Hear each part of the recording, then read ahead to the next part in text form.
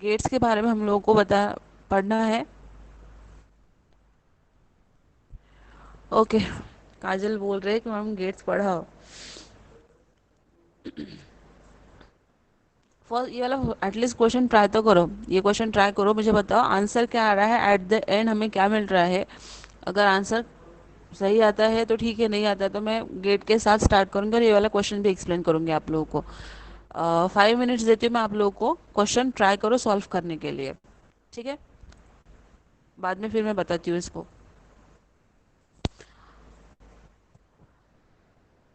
क्या क्वेश्चन बोल रहा है हमको, in the circuit shown below X and Y are digital inputs. X और वाई क्या हमारे इनपुट्स है, and Z is a digital output, Z क्या है हमारा आउटपुट है। द इक्विवेलेंट सर्किट इज, हमको सर्किट गिवन है और हमको बताना है ये जो सर्किट है वो किस गेट का है, एक्स और का है, एक्स नॉर का है, नैन का है या फिर एक्स नॉर का है। ये वाला क्वेश्चन लास्ट ईयर के गेट के पेपर में आया हुआ है। ठीक है, तो ये वाला क्वेश्चन आप ट्राई करो, अगर नहीं जमता है तो मैं तो एक्सप्लेन करूंगी साथ में, तभी मैं गेट्स भी एक्सप्लेन करूंगी आप लोगों को। At least just try by your own. 5 minutes देती हूँ मैं, अभी 12:06 हुए हैं, 12:11 पर। 11 मिनट तक का आपके पास टाइम है, सॉल्व करो इसको।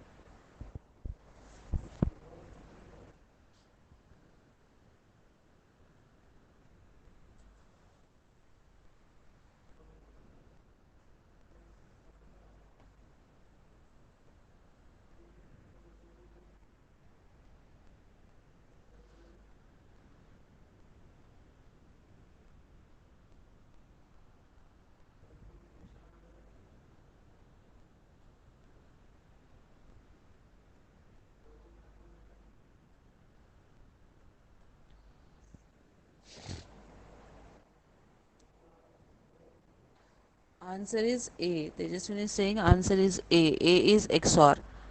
Okay, let's see.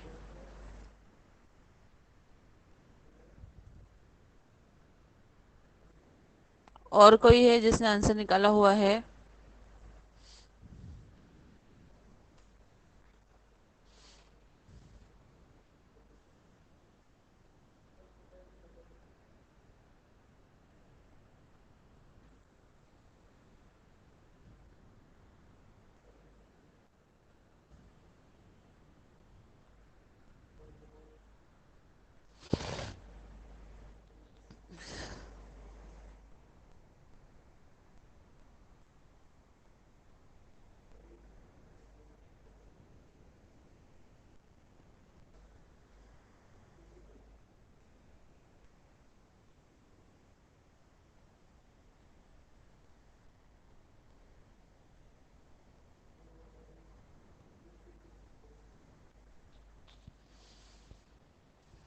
किसका है आंसर? तेजस्विनी, काजल, राजकुमारी, आंचल, निशा, युगल, कुशल।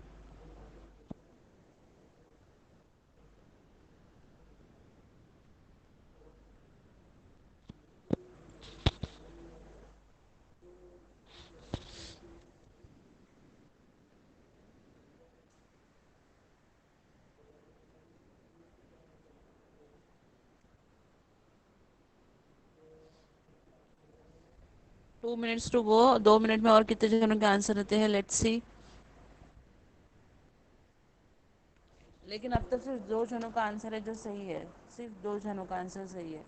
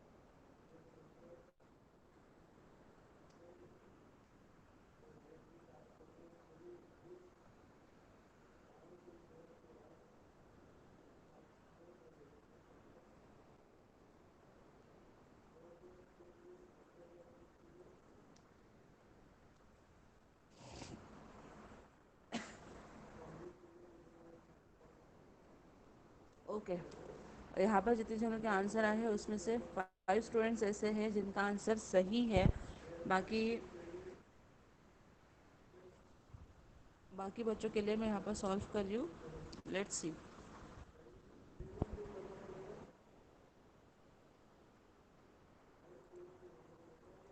देखो हमको क्या क्वेश्चन गिवन है, मैं क्वेश्चन ड्रॉ कर यहाँ पर। हमको क्वेश्चन गिवन है,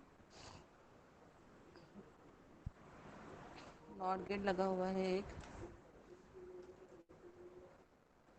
नॉट गेट है एक, ठीक है। उसके आगे नॉट गेट के लिए इनपुट है हमारे पास एक्स, और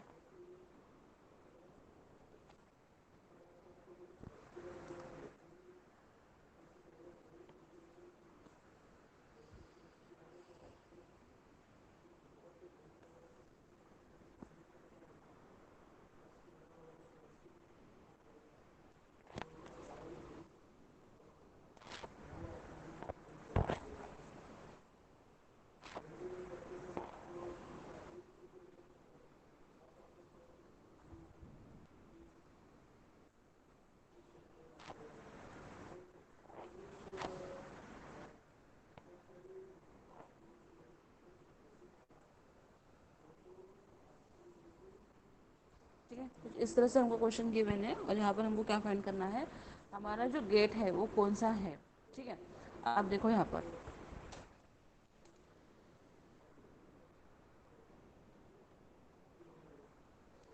यहाँ पर कौन सा गेट लगा हुआ है, नॉट गेट लगा हुआ है। अब नॉट गेट में एक्स इनपुट है, यहाँ पर आउटपुट मुझे क्या मिलेगा, एक्स बार मिलेगा। ठीक है। अब यहाँ पर देखो आगे में लगा हुआ है हमारे पास क्या, कौन सा गेट है, एंड गेट है। अब यहाँ पर इनपुट क्या आ रहा है, यहाँ से एक्स बार आ रहा है, यहाँ पर क्या आ रहा है, वाई आ रहा है। मतलब मुझे इसके आउटपुट में मुझे क्या मिलेगा, एक्स बार वाई मिलेगा, राइट। उसी तरह से यहाँ पर देखो, यहाँ पर हमारे पास, सॉरी ये यहाँ पर नहीं आएगा, इसका कनेक्शन इधर आएगा। ठीक है। अब यहाँ पर देखो, यहाँ पर y इनपुट में आ रहा है किसके, नॉट गेट के इनपुट में कौन आ रहा है, y आ रहा है। मतलब नॉट के आउटपुट में मुझे क्या मिलेगा, y बार मिलेगा। ठीक है। और एंड गेट के इनपुट में मेरे पास क्या आ रहा है, x आ रहा है। मतलब इसके आउटपुट में मुझे क्या मिलेगा, x y बार मिलेगा, राइट।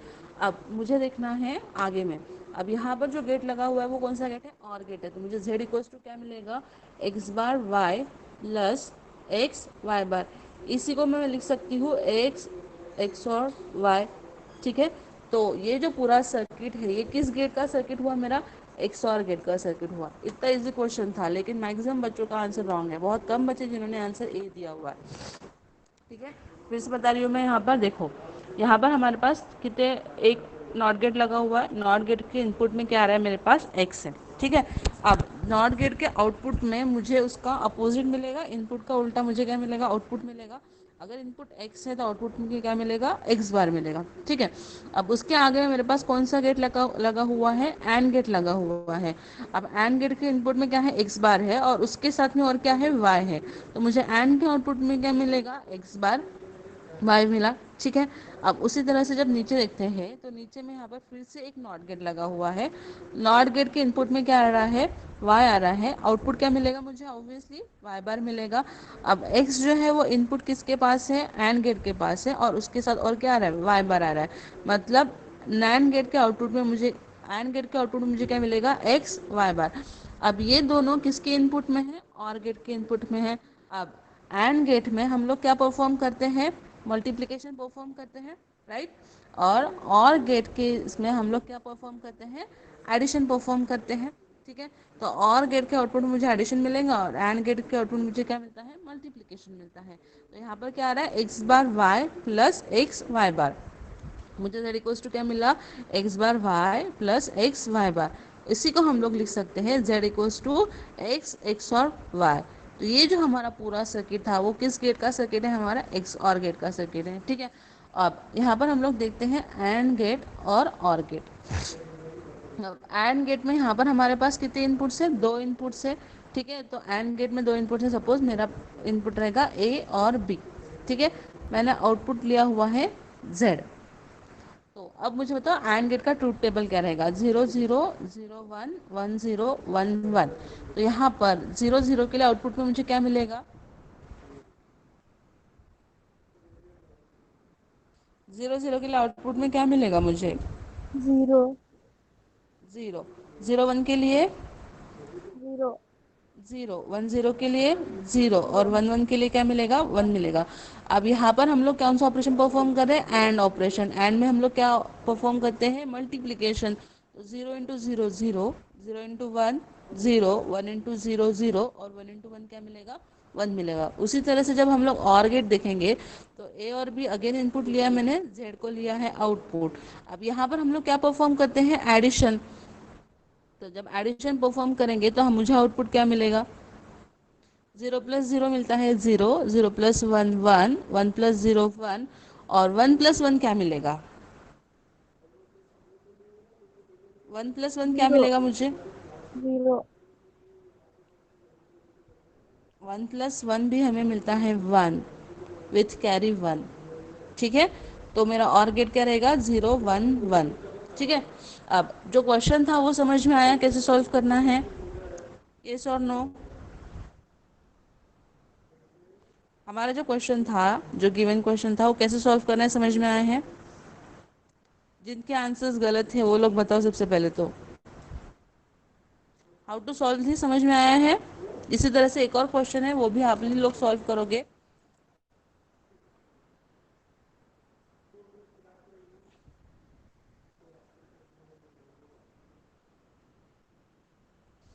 ओके।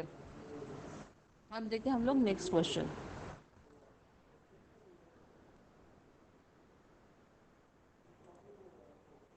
अब आप लोगों ने डिजिटल के साथ साथ एनालॉग भी पढ़ा है, ऑपरेशनल एम्पलीफायर्स पढ़े थे ना आप लोगों ने?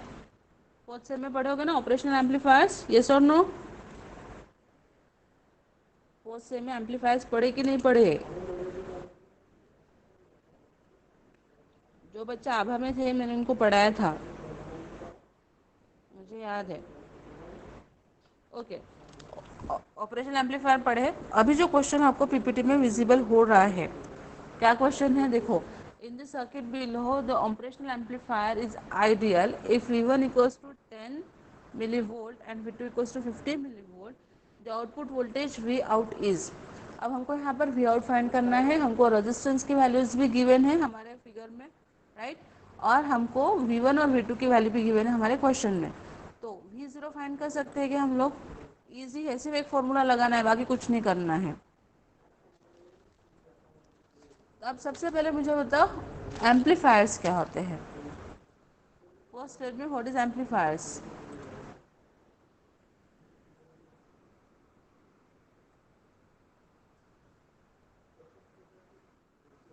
फिफ्थ सेम के तो बच्चे बता ही सकते हैं, जस्ट फोर्थ सेम का रिजल्ट लगा है कल ही, है ना?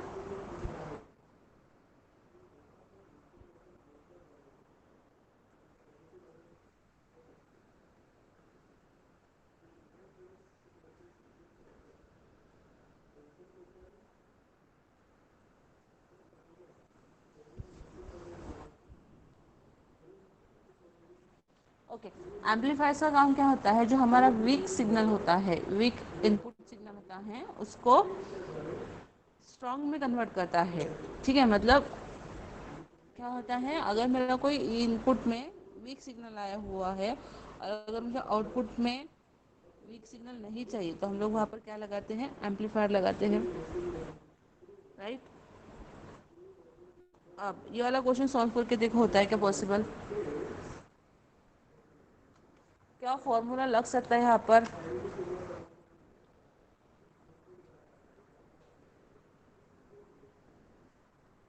देखो आप लोगों को बताती हूँ, जो हमारे इलेक्ट्रॉनिक्स वाले सब्जेक्ट्स होते हैं कि नहीं, जैसे micro processor, digital circuit, linear circuit, यहाँ पर क्या होता है, इन सब में हमारे मार्क्स मिलाना बहुत इजी होता है हमको। ज़्यादा कोई बड़ी बात नहीं है, बहुत इजी क्वेश्चंस आते हैं। जैसे आप लोगों ने देखा, ये फर्स्ट वाला क्वेश्चन भी इजी था, ये वाला क्वेश्चन भी इजी। यहाँ पर सिर्फ एक फॉर्मूला लगेगा, हमको V0 निकलेगा। तो अगर आपको स्कोर करना है, पॉजिटिव स्कोर लाना है पेपर में, तो आप अगर इतना भी पढ़ के गए ना, हमारा माइक्रो प्रोसेसर, थोड़ा सा डिजिटल, थोड़ा सा लीनियर, तो आराम से आपको पॉजिटिव एक दो मार्क्स मिल जाएंगे। अब आते हैं हम लोगों को एप्टी के क्वेश्चन आते हैं कुछ, तो एप्टी के क्वेश्चंस भी इजी होते हैं कुछ कुछ, जैसे पाई चार्ट वाला अगर आता है क्वेश्चन, बार बार वाला, पाई वाला, तो उसमें से 5 में से कम 3 क्वेश्चन तो बैठते ही हैं। बहुत इजी होते हैं 3 क्वेश्चन उसमें से। ठीक है। और उसके बाद में थोड़ा सा आता है रीजनिंग। रीजनिंग भी इजी होता है, रीजनिंग में कोई बड़ी बात नहीं है रीजनिंग को भी सॉल्व करना। यहाँ पर सिर्फ एक V0 का फॉर्मूला लग रहा है, कौन सा फॉर्मूला लगेगा बताओ आप।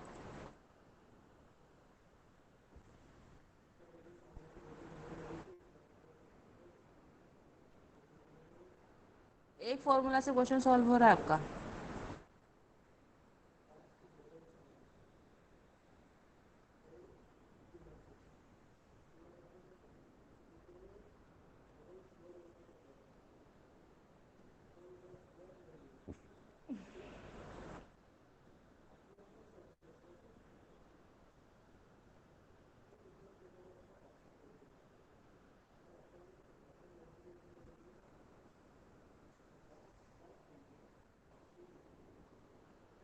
आंसर क्या आ रहा है?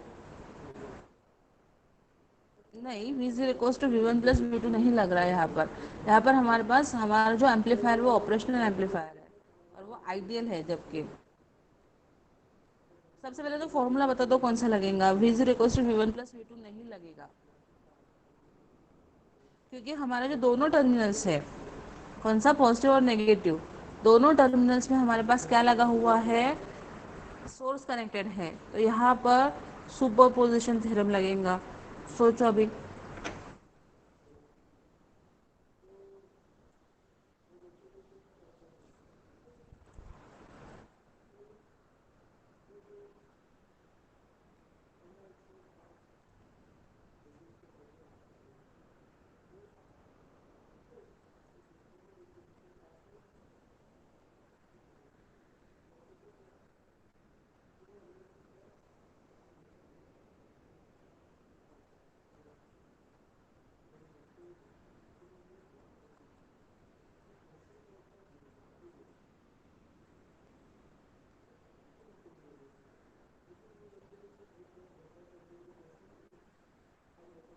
देखो, हमारा जो ऑपरेशनल एम्पलीफायर है उसके इन्वर्टिंग और नॉन इन्वर्टिंग दोनों टर्मिनल्स में सोर्स लगा हुआ है, और हमारा जो फीडबैक कनेक्टेड है वो नॉन इन्वर्टिंग पर कनेक्टेड है। देखो यहाँ पर ये है हमारा इन्वर्टिंग टर्मिनल। जो नेगेटिव टर्मिनल होता है वो क्या होता है, हमारा इन्वर्टिंग टर्मिनल, और पॉजिटिव वाला होता है हमारा नॉन इन्वर्टिंग टर्मिनल, राइट। अब इन्वर्टिंग और नॉन इन्वर्टिंग इन दोनों टर्मिनल्स पे हमारा क्या कनेक्टेड है, सोर्स कनेक्टेड है। और ये जो फीडबैक रेक्टिफायर कनेक्टेड है वो कहाँ पर कनेक्टेड है, हमारे नॉन इन्वर्टिंग टर्मिनल पे कनेक्टेड है। अब देखो क्या कर सकते हैं, सुपरपोजिशन थ्योरम अप्लाई करके इसको सॉल्व करना है। अब सुपरपोजिशन थ्योरम क्या बोलता है हमारा,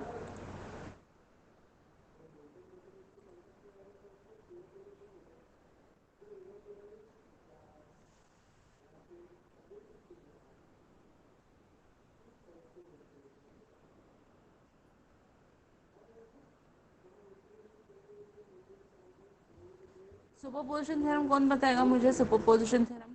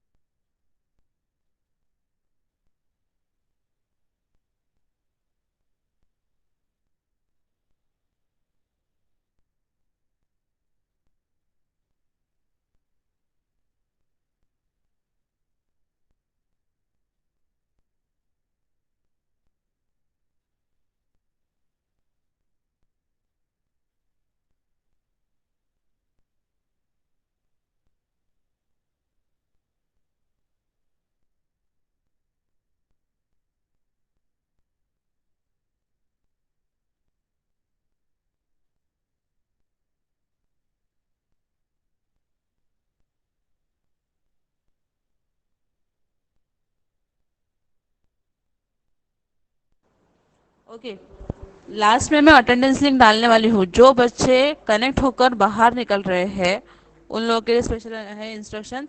लास्ट में मैं अटेंडेंस लिंक डालूंगी चैट बॉक्स में।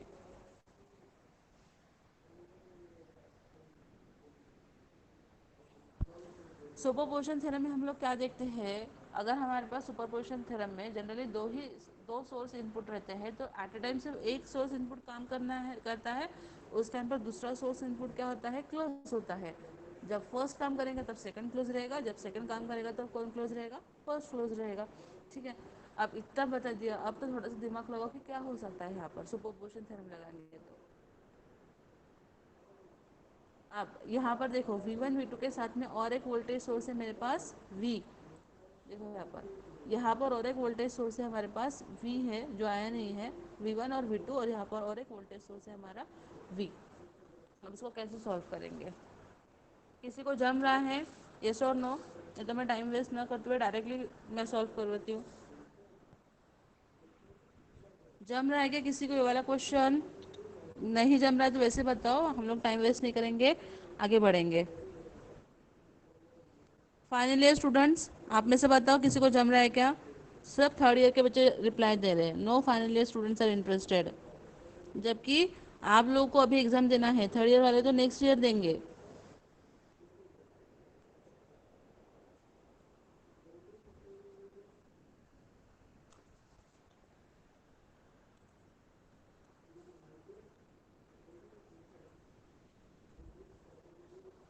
ओके, मैं ही सॉल्व करती हूँ इसको। पहले मैं क्वेश्चन ड्रॉ कर लेती हूँ, फिर मेरा ऑन करती हूँ वीडियो।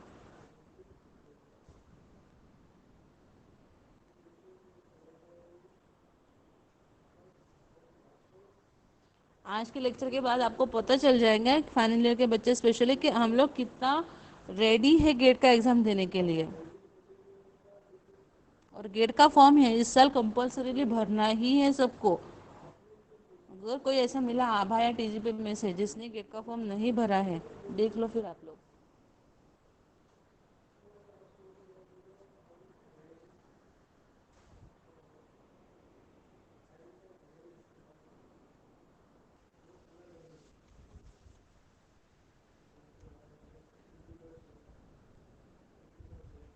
ओके, ये हमारा क्वेश्चन है।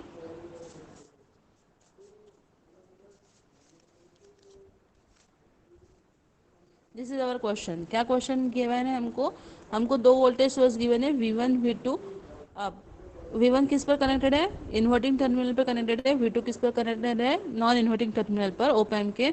और हमारा जो फीडबैक है वो कहाँ पर आ रहा है? हमारे नॉन इन्वर्टिंग टर्मिनल पे हमारा फीडबैक आ रहा है। और एक और रेजिस्टेंस हमारा कनेक्टेड है, जो कहाँ से कनेक्टेड है? नॉन इन्वर्टिंग टर्मिनल से हमारा एक टर्मिनल कनेक्टेड है, और इन्वर्टिंग से हमको क्या कनेक्टेड है? फीडबैक टर्मिनल कनेक्टेड है। ठीक है, अब यहाँ पर हमको पता है कि अगर दो वोल्टेज सोर्स है तो दोनों सोर्स एट ए टाइम काम नहीं करते हैं, तो हमारे यहाँ पर कौन सा सुपर थ्योरम लगेगा? सुपरपोजिशन थ्योरम लगेगा। ठीक है, जब V1 कंडक्शन में रहेगा उस टाइम पर V2 का वर्किंग रहेगा क्या? नहीं रहेगा। और जब V2 कंडक्शन में रहेगा उस टाइम पर V1 कंडक्ट करेगा क्या? नहीं करेगा। अब यहाँ पर और एक वोल्टेज सोर्स मिल रहा है मुझे, वो क्या है? V। और मुझे क्या फाइंड करना है? V0 फाइंड करना है। तो यहाँ पर हमारे V0 के लिए फॉर्मूला क्या रहेगा? V0 equals to -R2/R1। ठीक है, अब यहाँ पर ये जो रेजिस्टेंस है ये R1 रेजिस्टेंस है, ये रेजिस्टेंस रहेगा R2, ये रहेगा हमारा, सपोज मैंने ले लिया इसको RA। ठीक है, और ये वाला रेजिस्टेंस है मेरा RB। देखो जो हमारे नॉन इन्वर्टिंग टर्मिनल्स को, सॉरी जो हमारे इन्वर्टिंग टर्मिनल्स है, वहाँ पर जो रेजिस्टेंस कनेक्टेड है हम लोगों ने उसको नेमिंग दिया है R1 R2। ठीक है, और जो नॉन इन्वर्टिंग टर्मिनल्स है वहाँ पर जो रेजिस्टेंस कनेक्टेड है हम लोगों ने उसको नाम दे दिया है RA और RB। ठीक है, अब ये इन्वर्टिंग में होने के वजह से R1 और R2 दोनों किसको कनेक्टेड है? इन्वर्टिंग टर्मिनल को कनेक्टेड है, उस वजह से यहाँ पर साइन कौन सा आएगा? नेगेटिव साइन आएगा। तो -R2/R1 इंटू V1 किसको कनेक्टेड है? हमारा वोल्टेज सोर्स V1 को कनेक्टेड है। ठीक है, प्लस आगे में आएगा 1 प्लस R2/R1 इंटू V। ठीक है, अब यहाँ पर हमारे पास R2 R1 और V1 है। V के लिए हमारे पास कोई वैल्यू है क्या? यहाँ पर नहीं है। तो सबसे पहले हमको क्या फाइंड करना पड़ेगा? V को फाइंड करना पड़ेगा। तो V इक्वल्स टू हमको मिलेगा RB। V कहाँ पर है हमारे पास? इस टर्मिनल पर हमारा V है। तो अगर मुझे V को लिखना है तो मैं कैसे लिखूंगी? RB जो हमारा ग्राउंड वाला कनेक्टेड रेजिस्टेंस रहेगा उसको लिखेंगे हम लोग न्यूमरेटर में, और डिनोमिनेटर में आएगा इन दोनों का एडिशन, ठीक है, जिसके बीच में हमारा वी लाई कर रहा है। तो R B upon R one plus R B. अब ये जो दोनों रेजिस्टेंस है वो किस टर्म, किस कौन से वोल्टेज सोर्स को कनेक्टेड है, V2 को कनेक्टेड है। इनटू क्या होगा, V2। तो मुझे V0 क्या मिला, V0 मिला है मुझे -R2/R1 into V1 plus 1 + R2/R1 into we क्या निकाला है हम लोगों ने, फाइंड किया, क्या मिला है मुझे, V R B upon R A plus R B into V2, ठीक है। अब मुझे पूरा इक्वेशन मिल गया है V0 इक्वल्स टू, अब सारी वैल्यूज है मेरे पास। R2 की वैल्यू कितनी है मेरे पास, 100 के, -100 के अपॉन R1 की वैल्यू कितनी है, 10 के, इंटू V1 कितना गिवन है मुझे क्वेश्चन में, 10 मिली एम्पियर, 10 M लिखा मैंने, प्लस 1 + R2 कितना है, 100 के, R1 अगेन क्या है मेरे पास, 10 के, इंटू आर बी कितना है, 100 के अपॉन 10 के प्लस 100 के इंटू V2 कितना गिवन है मुझे, V2 गिवन है मुझे 50 M। अब वैल्यूज पुट करो और मुझे बताओ V0 कितना आ रहा है,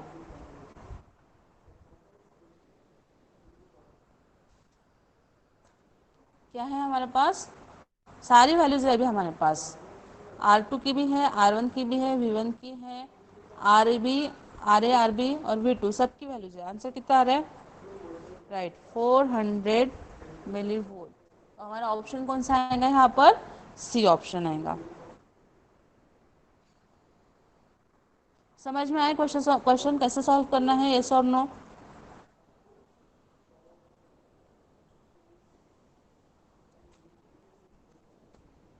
ऐसे ही इजी क्वेश्चंस आते हैं आप लोगों को पेपर में, कॉपी में सॉल्व कर रहे हैं क्यों नहीं, ये बताओ सबसे पहले। नहीं तो पता चला मैं 1 घंटा, आधा घंटा, पौन घंटा लेक्चर लिया मैंने, किसी ने कॉपी में कुछ नोट नहीं किया।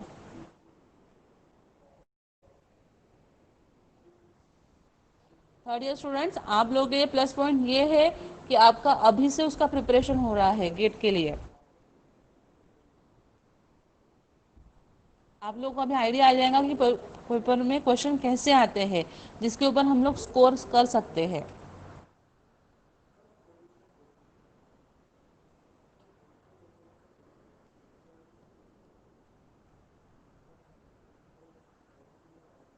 नेक्स्ट क्वेश्चन देखिए, अभी सबका हो गया, सबका आंसर आ गया 400 मिली वोल्ट।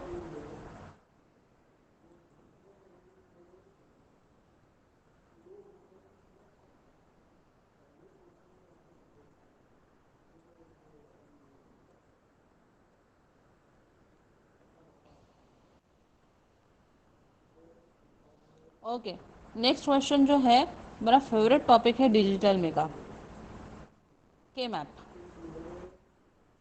ठीक है।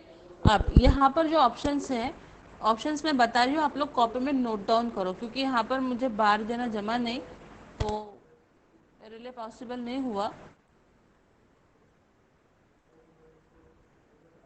मैं ऑप्शन बता रही हूँ आपको, तब तक आप लोग इसको सॉल्व करने की कोशिश करो। पहले चारों ऑप्शन लिख लो, मैं बताती हूँ फिर किसके ऊपर बार है। QR+S, QR+S, QR+S, QR+S लिख लो, फिर मैं बताती हूँ कि बार किस पर देने का है।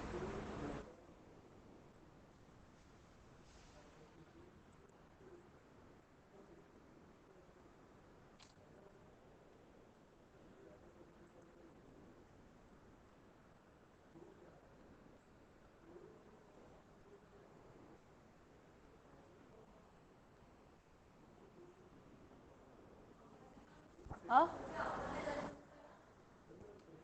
1 मिनट।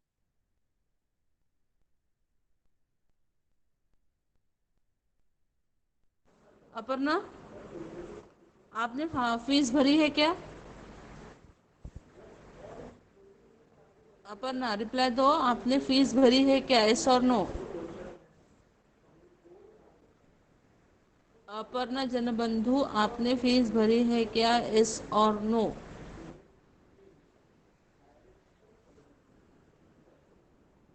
हो म्हणजे अंगदी, किती भरी है आपने, कितनी फीस पेड की है आपने?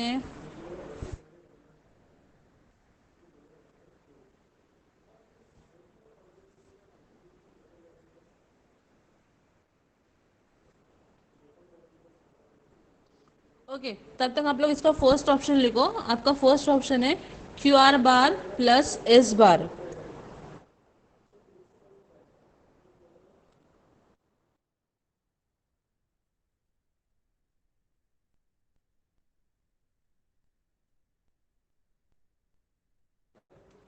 अपन ना आपको आपका ये वाला लेक्चर खत्म होने के बाद अश्विनी मैडम को कॉल करना है, ठीक है? और तब तक आप लोग ऑप्शन लिखो। फर्स्ट ऑप्शन है Q R bar plus S bar. B option है Q R bar plus S. B option है Q R bar plus S. C option है Q R plus S bar. Third option है Q R plus S bar. और fourth option है Q R plus S. ठीक है?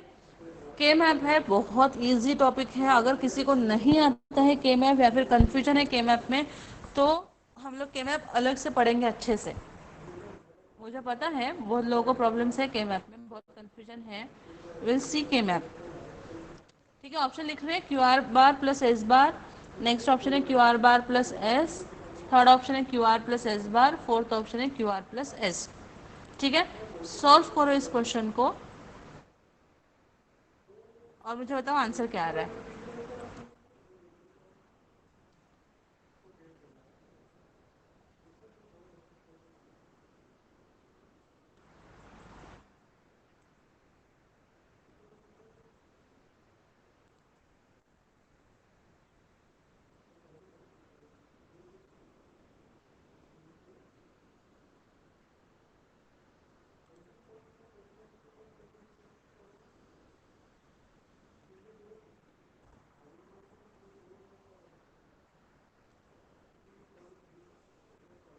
किसी का आया है आंसर? किसी को पता है इसको कैसे सॉल्व करते हैं? हाँ, चल बताओ आंसर क्या आया है।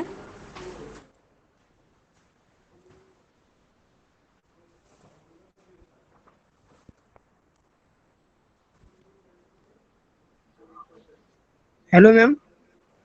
हाँ यस हाँ, प्लस बोल। क्यू आर बार मैम। सॉरी, क्या आंसर आया है? S plus Q yes are bar. Plus. हाँ मैम। ओके, और किसी का आंसर आया है Q R bar plus S. Q R bar plus S is the second option. अगर किसी का आंसर आया है तो बताओ वैसे सेकेंड आया है करके।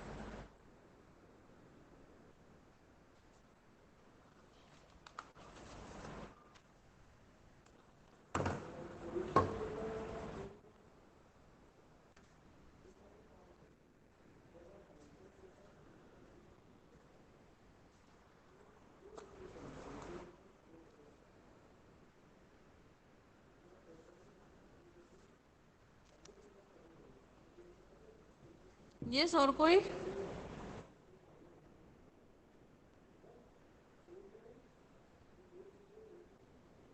बी।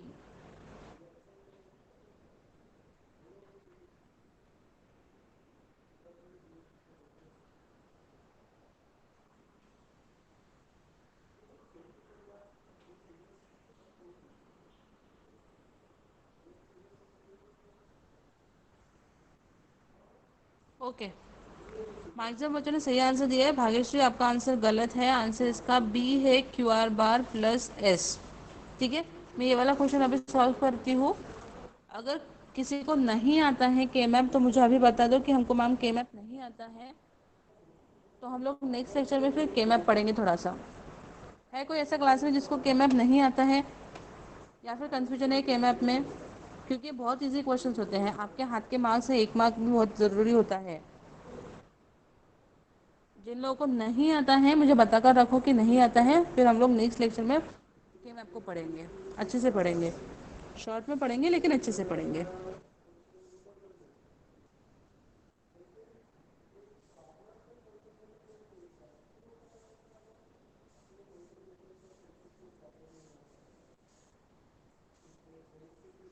तब तक मैं क्वेश्चन ड्रॉ करती हूँ पेज पर।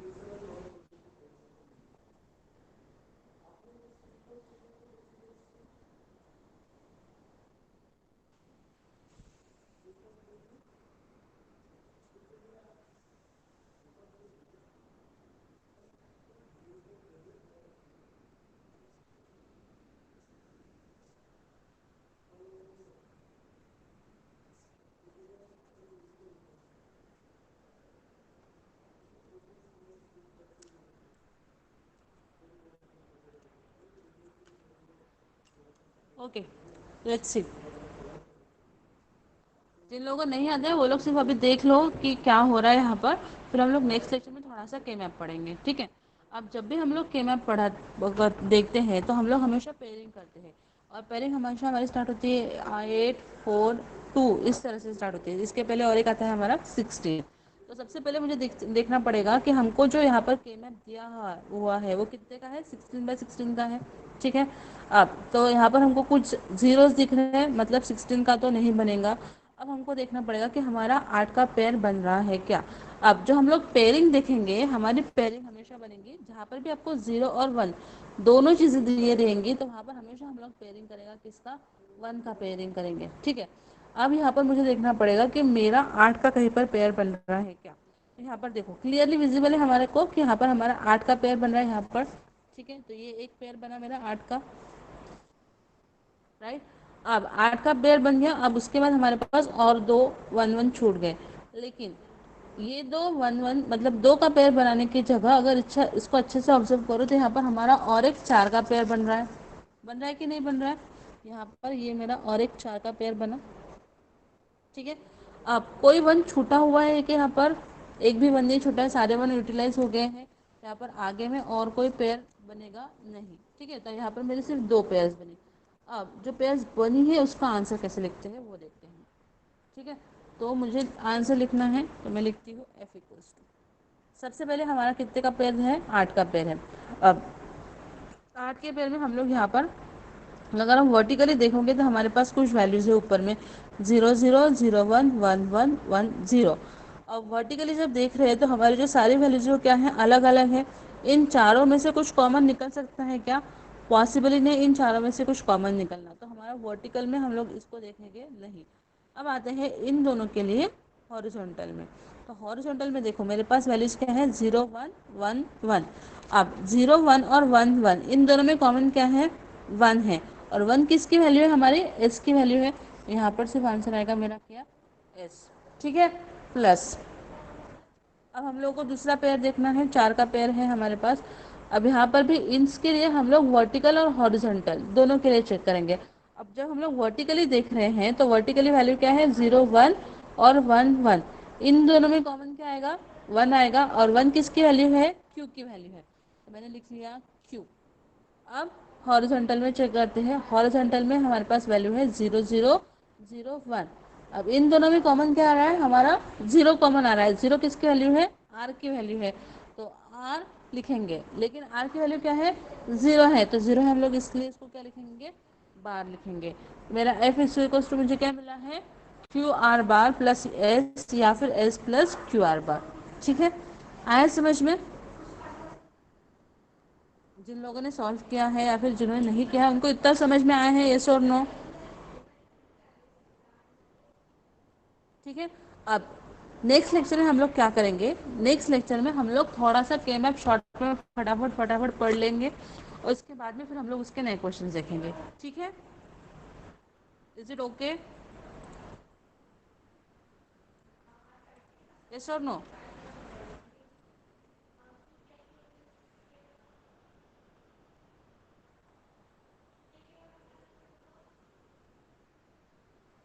मैंने अटेंडेंस का लिंक ऑलरेडी डाल दिया है, आप लोगों को क्या करना है, अटेंडेंस देना है, ठीक है।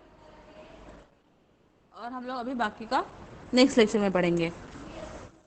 आज जो 3 क्वेश्चन किए हैं वो तीनों क्वेश्चन समझ में आए हैं आप लोगों को।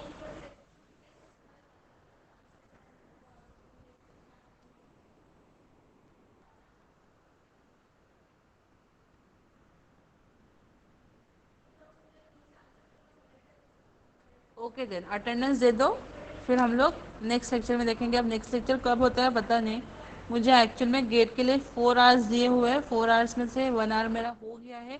अब मेरे पास बचे हुए 3 आवर्स, ये 3 आवर्स में मुझे पावर इलेक्ट्रॉनिक्स के भी क्वेश्चंस लेने के हैं, माइक्रो प्रोसेसर के भी क्वेश्चंस लेने के हैं।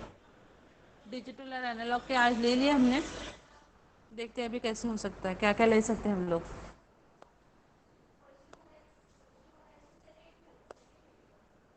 Okay then will see you in the next lecture. Next lecture कब होता है पता नहीं मुझे भी, लेकिन जब भी नेक्स्ट लेक्चर रहेगा शॉर्ट में के मैप देखेंगे फटाफट, और फिर आगे के क्वेश्चंस देखेंगे।